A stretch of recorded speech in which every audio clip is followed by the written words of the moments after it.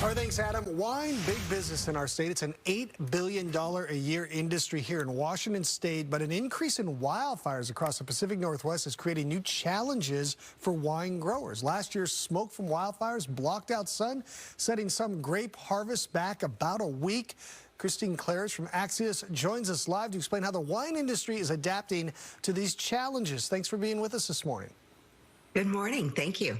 Not only can wildfire smoke set back harvest, it can actually change the taste of the grapes. Can you explain the impact that that's now having on wine in our state?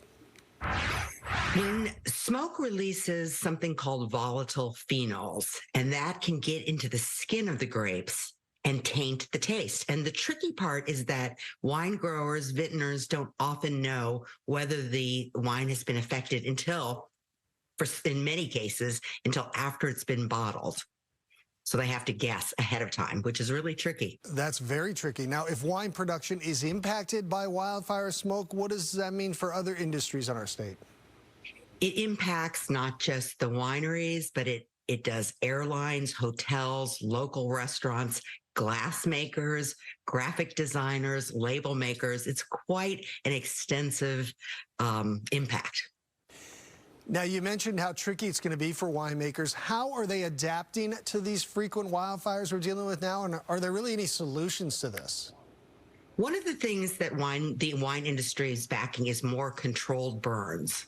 They believe that if you control burns, and then there's less wildfire. And there's quite a bit of study to suggest they're correct in that. And the state is actually behind that. One of the more interesting things I thought was that they're making more white wines and more rosés, which spend less time in their skin.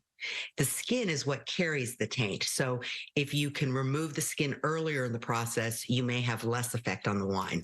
Oh, that is interesting. White wine fans will be happy to hear that. Of course, this is a big industry in our state, so we'll continue to watch this as these summers go on and we deal with more and more of these wildfires. Christine Claridge with Axios, thanks so much for joining us this morning. Thank you. Good day.